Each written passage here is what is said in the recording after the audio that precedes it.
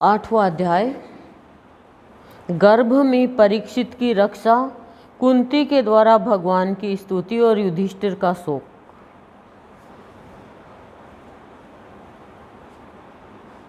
सूत जी कहते हैं, इसके बाद पांडव श्री कृष्ण के साथ जलांजलि के इच्छुक मरे हुए स्वजनों का तर्पण करने के लिए स्त्रियों को आगे करके गंगा तट पर गए। वहाँ उन सब ने मृत बंधुओं को जल दान दिया और उनके गुणों का स्मरण करके बहुत विलाप किया। तदंतर भगवान के चरण कमलों की धूलि से पवित्र गंगा जल में पुनः स्नान किया।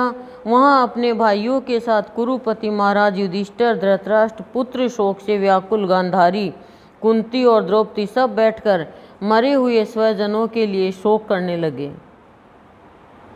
भगवान श्री कृष्ण ने धौम्यादि मुनियों के साथ उनको सांत्वना दी और समझाया कि संसार के सभी प्राणी काल के अधीन है, मौत से किसी को कोई बचा नहीं सकता।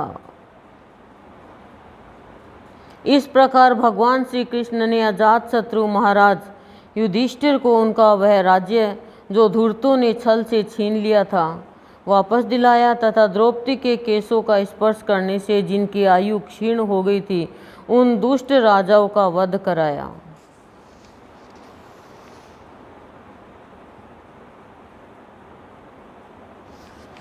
भगवान ने क्या कह रहे हैं?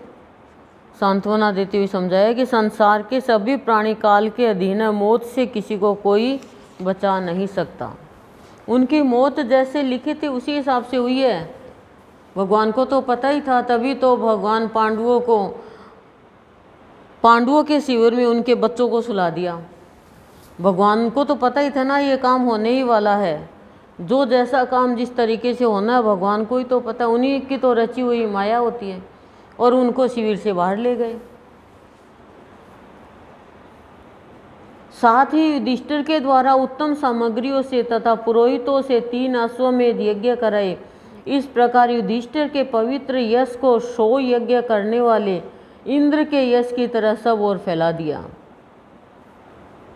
इसके बाद भगवान श्री कृष्ण ने वहाँ से जाने का विचार किया। उन्होंने इसके लिए पांडवों से विदा ली और व्यास आदि ब्राह्मणों का सत्कार किया। उन लोगों ने भी भगवान का बड़ा ही सम्मान किया। तदंतर सात्यकी और उद्धव के साथ द्वारका जाने के लिए वे रथ पर सवार हुए। उसी समय उन्होंने देखा कि उत्तरा भय से विह्वल होकर सामने से दौड़ी चली आ रही है। उत्तरा ने कहा, देवादिदेव जगदीश्वर, आप महायोगी हैं, आप मेरी रक्षा कीजिए, रक्षा कीजिए। आपके अतिरिक्त इस लोक में मुझे अभय देने वाला और कोई नहीं है, क्योंकि यहाँ सभी परस्पर एक दूसरे की मृत्यु के निमित्त बन रहे हैं। प्रभु, आप सर्वशक्तिमान हैं। यह दहकते हुए लोहे का बाण मेरी ओर दौड़ा आ रहा है। स्वामी, यह मुझे भले ही जला डाले परंतु मेरे गर्भ को नष्ट न करे, ऐसी कृपा कीजिए। सूत जी कहते हैं, भक्त वत्सल भगवान श्री कृष्ण उसके बात सुनते ही जान गए कि अश्वत्थामा ने पांडवों के वंश को निर्बीज करने के लिए ब्रह्मास्त्र का प्रयोग किया है। शौनक जी, उसी समय पांडवों ने भी देखा कि जलते हुए 5 बाण हमारी ओर आ रहे हैं, इसलिए उन्होंने भी अपने अपने अस्त्र उठा लिए। सर्वशक्तिमान भगवान श्री कृष्ण ने अपने अनन्य प्रेमियों पर, शरणागत भक्तों पर बहुत बड़ी विपत्ति आई जानकर अपने निज अस्त्र सुदर्शन चक्र से उन निज जनों की रक्षा की। योगेश्वर श्री कृष्ण समस्त प्राणियों के हृदय में विराजमान आत्मा है। उन्होंने उत्तरा के गर्भ को पांडवों की वंश परंपरा चलाने के लिए अपनी माया के कवच से ढक दिया। अश्वत्थामा का तो यही था ना प्रण कि द्रौपदी के तो पुत्रों को मार ही दूंगा और उत्तरा के गर्भ में जो बच्चा पड़ रहा है उसकी भी हत्या कर दूंगा। फिर कौरवों का वंश खत्म हो गया, वैसे पांडवों का वंश भी खत्म कर दूंगा। लेकिन भगवान ने अपने सुदर्शन चक्र से रक्षा करी। शौनक जी, यद्यपि ब्रह्मास्त्र अमोघ है, शौनक जी यद्यपि ब्रह्मास्त्र अमोघ है और उसके निवारण का कोई उपाय भी नहीं है, फिर भी भगवान श्री कृष्ण के तेज के सामने आकर वह शांत हो गया। यह कोई आश्चर्य की बात नहीं समझनी चाहिए, क्योंकि भगवान तो सर्वाश्चर्यमय है। वे ही अपने निज शक्ति माया से स्वयं अजन्मा होकर भी इस संसार की सृष्टि, रक्षा और संहार करते हैं।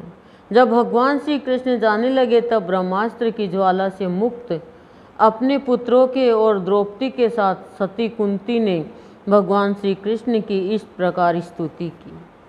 अब कुंती आ गई भगवान की स्तुति करने के लिए। कुंती ने क्या कहा?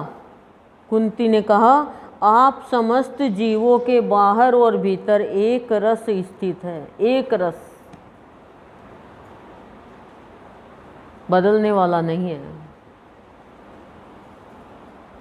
फिर भी इंद्रियों और वृत्तियों से देखे नहीं जाते, क्योंकि आप प्रकृति से परे आदि पुरुष परमेश्वर है। मैं आपको नमस्कार करती हूँ। इंद्रियों से जो कुछ जाना जाता है उसकी तह में आप विद्यमान रहते हैं और अपनी ही माया के पर्दे से अपने को ढके रहते हैं। मैं अबोध नारी आप अविनाशी पुरुषोत्तम को भला कैसे जान सकती हूँ? जैसे मूढ़ लोग दूसरा वेश धारण किए हुए नट को प्रत्यक्ष देखकर भी नहीं पहचान सकते, वैसे आप दिखते हुए भी नहीं दिखते। आप शुद्ध हृदय वाले विचारशील जीवन मुक्त परमहंसों के हृदय में अपनी प्रेममयी भक्ति का सृजन करने के लिए अवतीर्ण हुए हैं। फिर हम अल्प बुद्धि स्त्रियां आपको कैसे पहचान सकती हैं? आप श्री कृष्ण वासुदेव देवकी नंदन नंद गोप के लाडले लाल गोविंद को बारंबार हमारा प्रणाम है, जिनकी नाभि से ब्रह्मा का जन्म स्थान कमल प्रकट हुआ है, जो सुंदर कमलों की माला धारण करते हैं, जिनके नेत्र कमल के समान विशाल और कोमल है, जिनके चरण कमलों में कमल का चिन्ह है। श्री कृष्ण, ऐसे आपको मेरा बार बार नमस्कार है।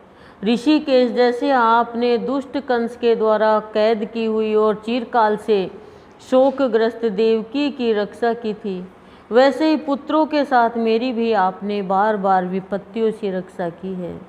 आप ही हमारे स्वामी हैं, आप सर्वशक्तिमान हैं। श्री कृष्ण, कहाँ तक गिनाऊँ?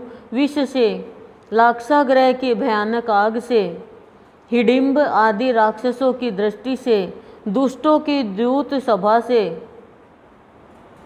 वनवास की विपत्तियों से और अनेकों बार के युद्धों में अनेक महारथियों के शस्त्रास्त्रों से और अभी अभी इस अश्वत्थामा के ब्रह्मास्त्र से भी आपने ही हमारी रक्षा की है।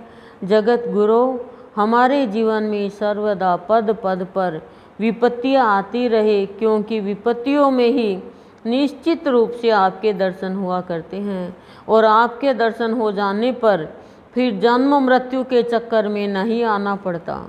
ऊंचे कुल में जन्म, ऐश्वर्य, विद्या और संपत्ति के कारण जिसका घमंड बढ़ रहा है, वह मनुष्य तो आपका नाम भी नहीं ले सकता, क्योंकि आप तो उन लोगों को दर्शन देते हैं जो अकिंचन है। आप निर्धनों के परम धन हैं। माया का प्रपंच आपका स्पर्श भी नहीं कर सकता। आप अपने आप में ही विहार करने वाले परम शांत स्वरूप हैं। आप ही केवल्य मोक्ष के अधिपति हैं। आपको मैं बार बार नमस्कार करती हूँ। देखो, भगवान ने जो लीला की है, हम सब ने टीवी के माध्यम से, मतलब सीरियल्स के माध्यम से, शास्त्र के माध्यम से सुना है, देखा है। जहाँ जहाँ भी धर्म को परेशान करते हुए देखा, वहीं पे भगवान धर्म की रक्षा करने के लिए अवतीर्ण हो जाते हैं और जो धर्म के रास्ते पर चलते हैं उनकी रक्षा करते हैं, और जो अधर्म अपनाता है, अधर्म के रास्ते पे चलता है, धर्म के रास्ते पे चलने वाले को सताता है, भगवान उनको अपने हाथों से यहाँ से अलविदा करवा देते हैं। क्योंकि भगवान है, संत है, वो सदा धर्म की रक्षा के लिए ही होते हैं और हर एक प्राणी का सबसे प्रथम कर्तव्य है कि वो धर्म की रक्षा करे। धर्म ही प्राणी की रक्षा करता है। भगवान गुरुदेव हमारे कहते हैं कि तुम धर्म करोगे तो वो धर्म ही तुम्हारी रक्षा करेगा। धर्म रक्षति रक्षत है, धर्म ही रक्षक है और धर्म के कारण ही भगवान पांडवों के साथ है। मैं आपको अनादि अनंत सर्वव्यापक सबके नियंता काल रूप परमेश्वर समझती हूँ। संसार के समस्त पदार्थ और प्राणी आपस में टकराकर विषमता के कारण परस्पर विरुद्ध हो रहे हैं, परंतु आप सब में समान रूप से विचर रहे हैं। भगवान, आप जब मनुष्यों की ऐसी लीला करते हैं तब आप क्या करना चाहते हैं, ये कोई नहीं जानता। आपका कभी कोई न प्रिय है और न अप्रिय। आपके संबंध में लोगों की बुद्धि ही विषम हुआ करती है। भगवान के संबंध में कोई बात बताए तो विषम बुद्धि हो जाती है। आप विश्व की आत्मा है, विश्व रूप है। न आप जन्म लेते हैं और न कर्म ही करते हैं, फिर भी पशु पक्षी मनुष्य ऋषि जलचर आदि में आप जन्म लेते हैं और उन योनियों के अनुरूप दिव्य कर्म भी करते हैं। यह आपकी लीला ही तो है। जब बचपन में आपने दूध की मटकी फोड़कर यशोदा मैया को खिजा दिया था और उन्होंने आपको बांधने के लिए हाथ में रस्सी ली थी, तब आपकी आंखों में आंसू छलक आए थे। काजल कपोलों पर बह चला था, नेत्र चंचल हो रहे थे और भय की भावना से आपने अपने मुख को नीचे की ओर झुका लिया था। आपकी उस दशा का यानी लीला छवि का ध्यान करके मैं मोहित हो जाती हूँ। भला जिससे भय भी भय मानता है उसकी यह दशा। आपने अजन्मा होकर भी जन्म क्यों लिया है, इसका कारण बतलाते हुए कोई कोई महापुरुष यूँ कहते हैं कि जैसे मलयाचल की कीर्ति का विस्तार करने के लिए उसमें चंदन प्रकट होता है, वैसे ही अपने प्रिय भक्त पुण्य श्लोक राजा यदु की कीर्ति का विस्तार करने के लिए ही आपने उनके वंश में अवतार ग्रहण किया है। दूसरे लोग यूँ कहते हैं कि वसुदेव और देवकी ने पूर्व जन्म में शूतपा और प्रश्चिन के रूप में आपसे यही वरदान प्राप्त किया था, इसीलिए आप अजन्मा होते हुए भी जगत के कल्याण और दैत्यों के नाश के लिए उनके पुत्र बने हैं। कुछ और लोग यूँ कहते हैं कि पृथ्वी दैत्यों के अत्यंत भार से समुद्र में डूबते हुए जहाज की तरह डगमगा रही थी, पीड़ित हो रही थी, तब ब्रह्मा की प्रार्थना से उसका भार उतारने के लिए ही आप प्रकट हुए। कोई महापुरुष यूँ कहते हैं कि जो लोग इस संसार में अज्ञान, कामना और कर्मों के बंधन में जकड़े हुए पीड़ित हो रहे हैं, उन लोगों के लिए श्रवण और स्मरण करने योग्य लीला करने के विचार से ही आपने अवतार ग्रहण किया है। भक्तजन बार बार आपके चरित्र का श्रवण, गान, कीर्तन एवं स्मरण करके आनंदित होते रहते हैं। वे ही अविलंब आपके उस चरण कमल का दर्शन कर पाते हैं जो जन्म मृत्यु के प्रवाह को सदा के लिए रोक देता है। सबकी अलग अलग धारणा है, जो जैसा अनुभव किया वैसा ही भगवान के जन्म का कारण बता दिया, और ये सभी कारण है भगवान के जन्म का। भक्त वांछा कल्पतरु प्रभो, क्या अब आप अपने आश्रित और संबंधी हम लोगों को छोड़कर जाना चाहते हैं? आप जानते हैं कि आपके चरण कमलों के अतिरिक्त हमें और किसी का सहारा नहीं है। पृथ्वी के राजाओं के तो हम यूँ ही विरोधी हो गए हैं। जैसे जीव के बिना इंद्रियां शक्तिहीन हो जाती है, वैसे ही आपके दर्शन बिना यदुवंशियों के और हमारे पुत्र पांडवों के नाम तथा रूप का अस्तित्व ही क्या रह जाता है। गदाधर, आपके विलक्षण चरण चिन्हों से चिन्हित यह कुरु जांगल देश की भूमि आज जैसी शोभायमान हो रही है, वैसे आपके चले जाने के बाद नहीं होगी, नहीं रहेगी। आपकी दृष्टि के प्रभाव से ही यह देश पकी हुई फसल तथा लता वृक्षों से समृद्ध हो रहा है। ये वन, पर्वत, नदी और समुद्र भी आपकी दृष्टि से ही वृद्धि को प्राप्त हो रहे हैं। आप विश्व के स्वामी हैं, विश्व के आत्मा हैं और विश्व रूप है। यदुवंशियों और पांडवों में मेरी बड़ी ममता हो गई है। आप कृपा करके स्वजनों के साथ जोड़े आप कृपा करके स्वजनों के साथ जोड़े हुए इस स्नेह की दृढ़ फांसी को काट दीजिए। श्री कृष्ण, जैसे गंगा की अखंड धारा समुद्र में गिरती रहती है, वैसे ही मेरी बुद्धि किसी दूसरी ओर न जाकर आपसे ही निरंतर प्रेम करती है और करती रहे। श्री कृष्ण, अर्जुन के प्यारी सखा यदुवंश शिरोमणि, आप पृथ्वी के भार रूप राजवेशधारी दैत्यों को जलाने के लिए अग्नि स्वरूप है। आपकी शक्ति अनंत है। गोविंद, आपका यह अवतार गौ, ब्राह्मण और देवताओं का दुख मिटाने के लिए ही है। योगेश्वर, चराचर के गुरु भगवान, मैं आपको नमस्कार करती हूँ। सूत जी कहते हैं, इस प्रकार कुंती ने बड़े मधुर शब्दों में भगवान की अधिकांश लीलाओं का वर्णन किया। यह सब सुनकर भगवान श्री कृष्ण अपनी माया से उसे मोहित करते हुए से मंद मंद मुस्कुराने लगे। उन्होंने कुंती से कह दिया, अच्छा ठीक है। और रथ के स्थान से वे हस्तिनापुर लौट आए।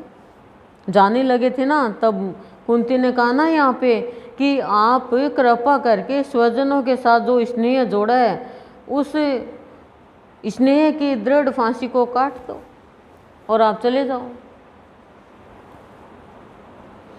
मैं तो आपके अलावा किसी और को मानती नहीं, जानती नहीं, आप ही जगत गुरु हो मेरे लिए।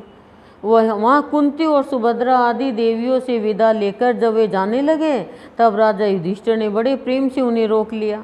राजा युधिष्ठिर को अपने भाई बंधुओं के मारे जाने का बड़ा शौक हो रहा था। भगवान की लीला का मर्म जानने वाले व्यास आदि महर्षियों ने और स्वयं अद्भुत चरित्र करने वाले भगवान श्री कृष्ण ने भी अनेकों इतिहास कहकर उन्हें समझाने की बहुत चेष्टा की, परंतु उन्हें सांत्वना नहीं मिली। उनका शोक न मिटा। शौनकादि ऋषियों धर्मपुत्र राजा युधिष्ठिर को अपने स्वजनों के वध से बड़ी चिंता हुई। वे अविवेक युक्त चित्त से स्नेह और मोह के वश में होकर कहने लगे, भला मुझ दुरात्मा के हृदय में बद्ध मूल हुए इस अज्ञान को तो देखो। मैंने शियार, कुत्तों के आहार, इस अनात्मा शरीर के लिए अनेक अक्षोहिणी सेना का नाश कर डाला। मैंने बालक, ब्राह्मण, संबंधी, मित्र, चाचा, ताऊ, भाई, बंधु और गुरुजनों से द्रोह किया है। करोड़ों वर्षों में भी नरक से मेरा छुटकारा नहीं हो सकता। यद्यपि शास्त्र का वचन है कि राजा यदि प्रजा का पालन करने के लिए धर्म युद्ध में शत्रुओं को मारे तो उसे पाप नहीं लगता, फिर भी इससे मुझे संतोष नहीं होता। स्त्रियों के पति और भाई बंधुओं को मारने से उनका मेरे द्वारा यहाँ जो अपराध हुआ है, उसका मैं गृहस्थोचित यज्ञ यागादिकों के द्वारा मार्जन करने में समर्थ नहीं हूँ। जैसे कीचड़ से गंदला जल स्वच्छ नहीं किया जा सकता, मदिरा से मदिरा की अपवित्रता नहीं मिटाई जा सकती, वैसे ही बहुत से हिंसा बहुल यज्ञों के द्वारा एक भी प्राणी की हत्या का प्रायश्चित नहीं किया जा सकता। राजा युधिष्ठिर को दुख हो रहा है कि मेरे से पाप हो गया। अब जो धर्म के रास्ते पर चलने वाले हैं, धर्मज्ञ हैं, उनको तो धर्म का काम में भी कोई की हत्या होती है तो दुख होता है, उनको चिंता होती है। तो राजा युधिष्ठिर की हालत हो रही है अज्ञानता के जैसे कि मैं कैसे चित्त है वो अज्ञानता की ओर चला गया, लेकिन भगवान सांत्वना दे रहे हैं।